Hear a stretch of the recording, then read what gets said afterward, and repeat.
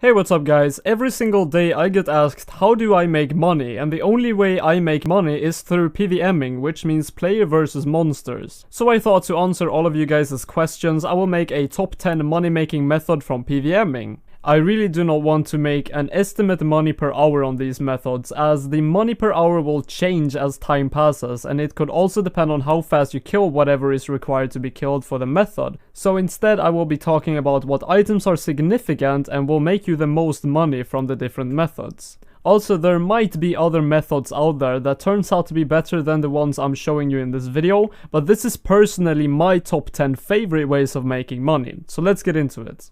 At spot number 10 we have Lava Strike Worms. These are Slayer creatures located in the wilderness that requires a Slayer level of 94 to kill. They are quite tough to kill but has a good standard drop called Searing Ashes with a 100% drop rate. The drops overall on these creatures are worth quite a bit, but it also has 3 very rare drops worth tons of money. These are called the Worm's Spike, Worm's Scalp and Worm's Heart. Their current drop rate is unknown at the moment as far as I know, but if you're on a Slayer task, the chances of getting one of these rare items is doubled. I would probably dare to guess that the drop rate is 1 in 1024 off task and 1 in 512 with a task, but don't quote me on that. And at spot number 9 we have Barrows. Barrows is kind of a minigame where you have to dig down into 6 crypts or 7 with the Ritual of the Majorate done and kill Barrows brothers, survive a dungeon after that and claim your reward from a huge chest standing in the middle. This is a really old money making method and was extremely bad until Invention was released, when armor became augmentable, making tons of armor raise in price. Currently, a lot of the Barrows armor, such as weapons, body armors and leg armors, have been spiking in price, making them worth about 10 times the normal price. This makes Barrows quite profitable if you're scoring at least one of these items per hour, which is very likely at a decent combat level.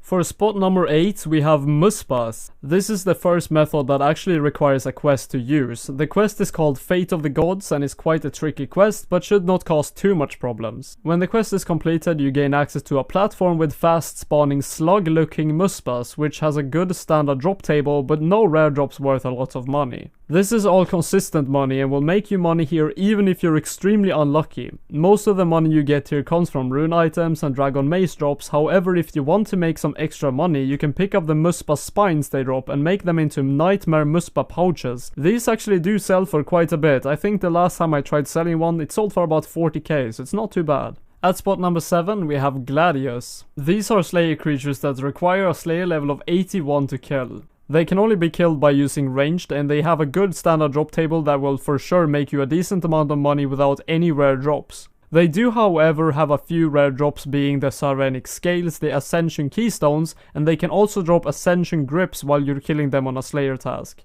The Ascension Keystones are actually quite a common drop and is worth about 150 to 350k each as of making this video. If you decide to camp these for longer periods of times, you will realize that they actually drop quite often and will definitely make profits stack up rather quick along with the standard drops. Number 6 is the Fight Kiln. This method actually requires a quest as well. It is called the Elder Kiln. It also requires you to sacrifice a fire cape once in order to unlock this minigame. You will have to fight through 38 waves of monsters, and when you finally complete them all you will have to choose between a cape or an uncut onyx. As this is a money making method, you would choose the uncut onyx as the cape is not worth anything. If you're decently experienced with the Fight Kiln, you should be able to do about 2 full runs per hour. So the overall profits from this method should be about 2 onyxes an hour. If you want the money per hour for this method, just look at the current price of uncut onyxes and times that by 2. For spot number 5 we have God War's dungeon bosses. So when I say God War dungeon bosses, I don't mean all of them. I want to stick to methods that people could solo and not require a group for. I know that Nyx is soloable, but it's very hard to get into and would almost be cruel to use in a money making guide. Also, Saradomin is not a very good boss for money making, so the ones I want to talk about is Bandos, Zamorak and the Armadil one. Basically all these bosses are quite simple to kill. I would advise to use magic for Zamorak boss called Krill Tsutsaroth, melee for Bandos which is called General Grador, and ranged or magic for Armadil called Kriara. All these bosses can drop tier 70 power armor, which a lot of people use for Invention, just as the Barrows armor to augment, which has made them as well spike in price. Some of these items are worth up to 5 million GP or even more than that as of making this video, so the moment you do get one of these items you already made a decent amount of profit. So my number 4 method is Ganodermic Beasts. These are Slayer creatures as well that require a Slayer level of 95 to kill, so they're the highest ones so far on this list. They are easy to kill and have a huge drop table of tons of valuable items such as seeds, Ganodermic flakes, Ganodermic gloves and boots, and polypore sticks. This has always been quite a good moneymaker, however, as I've said before, a lot of armor has spiked in price since Invention was released, and due to the fact that the Ganodermic flakes these drop quite often is made to use tier 75 magic armor has made them go up in price tons and making this method extremely good for money making at the moment. At spot number 3 we have Queen Black Dragon. This is an extremely consistent moneymaker, and every single loot video that has been done on this boss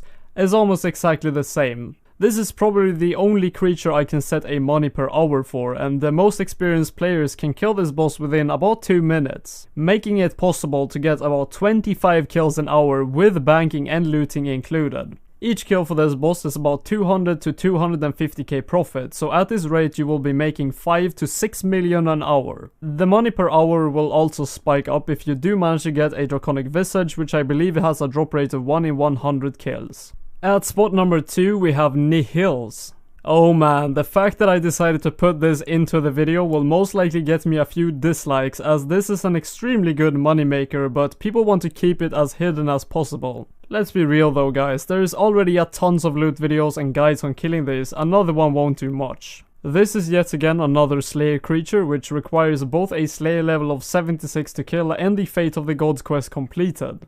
When you're inside the room filled with Nihils, I would absolutely recommend to use ranged and only kill the smoke and ice Nihil, as they are the only ones that isn't an absolute pain in the ass and also has a better drop table than the blood and shadow Nihils. The normal drops from these creatures are fairly decent and will make you a good amount of money, but what makes this method so amazing is that if you have 87 summoning to make the Nihil pouches from the materials these creatures drop very frequently, you will be able to sell each pouch for about 100,000 each. These summoning materials these drop is called the Aviansi Talons from the Smoke Nihils and the Icene Feathers from the Ice Nihils. If you were to kill the Blood Nihils and the Shadow Nihils for some reason, they also do drop the summoning materials in forms of Vampire Fangs and Demon Horns. When you do this method, it is highly advised to bring a pack yak with a winter stored scroll so that you can bank the summoning materials every time you get them.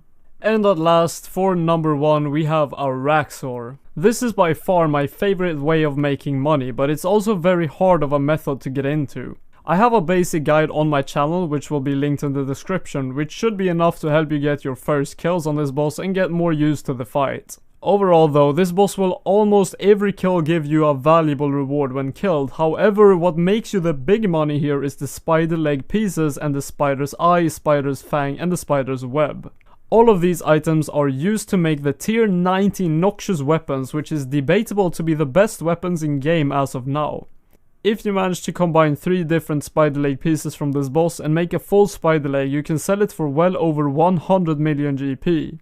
And the eye, fang and web varies a lot in value, with the spider web currently being the most valuable at about 70 million profits. That's it for this video. I hope this answered the big question I keep getting: how do I make money? I know there are other creatures out there that might make you more money per hour, but this was my personal top 10 methods I use to make my money. I thank you all for watching and I'll see you in my next video.